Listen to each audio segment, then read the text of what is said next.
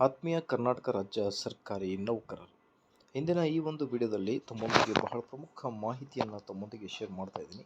ಏನಿದೆ ಅಂತ ಡೀಟೇಲ್ ಆಗಿ ನೋಡ್ತಾ ಬರೋಣ. ಅದಕ್ಕಿಂತ ಮುಂಚೆ ದಯಮಾಡಿ ನೀವು ನಮ್ಮ ಯೂಟ್ಯೂಬ್ ಚಾನಲನ್ನು ಫಸ್ಟ್ ಟೈಮ್ ವಾಚ್ ಮಾಡ್ತಾ ಇದ್ದರೆ ಪ್ಲೀಸ್ ವಿಡಿಯೋನ ಲೈಕ್ ಮಾಡಿ, ಅದರ ಜೊತೆಗೆ ನಮ್ಮ ಯೂಟ್ಯೂಬ್ ಚಾನಲನ್ನು ಕೂಡ ಸಬ್ಸ್ಕ್ರೈಬ್ ಮಾಡಿಕೊಳ್ಳಿ. ವೀಕ್ಷಕರೇ, 7ನೇ ವೇತನ ಆಯೋಗಕ್ಕೆ ಸಂಬಂಧಿಸಿದಂತೆ ಸರ್ಕಾರದ ಆದೇಶಗಳನ್ನು ನೀವು ಸ್ಕ್ರೀನ್ ಮೇಲೆ ಗಮನಿಸ್ತಿರ್ಬೋದು. ಸೊ ಮೊನ್ನೆಯಷ್ಟೇ 22/7/2024 ಗಮನಿಸ್ತಿರ್ಬೋದು ಆದೇಶದ ದಿನಾಂಕ. ವಿಷಯ ಬಂದುಬಿಟ್ಟು 7ನೇ ರಾಜ್ಯ ವೇತನ ಆಯೋಗದ ಶಿಫಾರಸುಗಳನ್ನು ಅನುಷ್ಠಾನಗೊಳಿಸುವ ಕುರಿತು ಅನ್ನೋದರ ಬಗ್ಗೆ ಒಂದು ಆದೇಶ ಬಂದಿರುತ್ತೆ.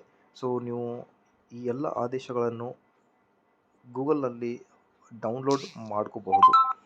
ಸೊ ಸ್ಕ್ರೀನ್ ಮೇಲೆ ನೀವು ಗಮನಿಸ್ತಿರ್ಬೋದು ಯಾವೆಲ್ಲ ಇನ್ಫಾರ್ಮೇಷನ್ ಇದೆ ಅನ್ನೋದರ ಬಗ್ಗೆ. ಸೊ ಇಲ್ಲಿ ನೋಡೋಣ ಏನಾಗುತ್ತೆ ಅನ್ನೋದರ ಬಗ್ಗೆ. ಸೊ ಇಲ್ಲಿ ಮೊದಲನೇದಾಗಿ ಇಲ್ಲಿ ನಾವು ಡೌನ್ಲೋಡ್ ಮಾಡ್ಕೊಳ್ಳೋಣ. ಅದಾದ ಮೇಲೆ ನೀವು ಡೌನ್ಲೋಡ್ ಮಾಡಿದ ತಕ್ಷಣ ಡೌನ್ಲೋಡ್ ಆಗಿ ನೀವು ಫೈಲನ್ನು PDF-ನಲ್ಲಿ ಓಪನ್ ಮಾಡುತ್ತಿದ್ದರೆ PDF-ನಲ್ಲಿ ಓಪನ್ ಮಾಡ್ಕೋಬೋದು. ಈ ಥರ ನಿಮಗೆ ರಾಜ್ಯ ಸರ್ಕಾರದ ನಿಲುವಳಿಗಳು 7ನೇ ರಾಜ್ಯ ವೇತನ ಆಯೋಗದ ಶಿಫಾರಸುಗಳನ್ನು ಅನುಷ್ಠಾನಗೊಳಿಸುವ ಕುರಿತು ಅನ್ನೋದರ ಬಗ್ಗೆ ಮಾಹಿತಿ. ಸೊ ಇದರಲ್ಲಿ ದಿನಾಂಕ 22 ಜುಲೈ 2024 ಬಂದಿರುವ ಇದು ಆದೇಶ ಆಗಿರುತ್ತೆ 7ನೇ ವೇತನ ಆಯೋಗದ ಅನುಷ್ಠಾನದ ಕುರಿತು. ಸೊ ಪರಿಷ್ಕೃತ ಮುಖ್ಯ ವೇತನ ಶ್ರೇಣಿಗಳ ಸ್ಕ್ರೀನ್ ಮೇಲೆ ಗಮನಿಸ್ತಿರ್ಬೋದು ನೀವು. ಇಲ್ಲಿ ಪ್ರಸ್ತುತ ವೇತನ ಶ್ರೇಣಿ ಮತ್ತು ಪರಿಷ್ಕೃತ ವೇತನ ಶ್ರೇಣಿಗಳ ಬಗ್ಗೆ ಮಾಹಿತಿಯನ್ನು ನೀಡಿದ್ದಾರೆ ಈ ಒಂದು ಆದೇಶಗಳಲ್ಲಿ.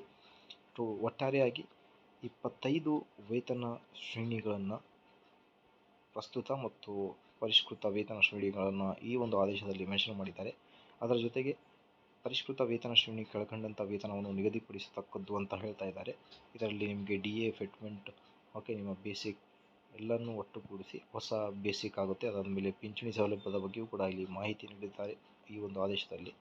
ಸೊ ಇದೇ ಥರ ಎಲ್ಲ ಇನ್ಫಾರ್ಮೇಷನ್ಗೋಸ್ಕರ ಪ್ಲೀಸ್ ವೀಕ್ಷಕರೇ ದಯವಿಟ್ಟು ವಿಡಿಯೋನ ಲೈಕ್ ಮಾಡಿ, ಯೂಟ್ಯೂಬ್ ಚಾನಲನ್ನು ಸಬ್ಸ್ಕ್ರೈಬ್ ಮಾಡಿಕೊಳ್ಳಿ. Thank you.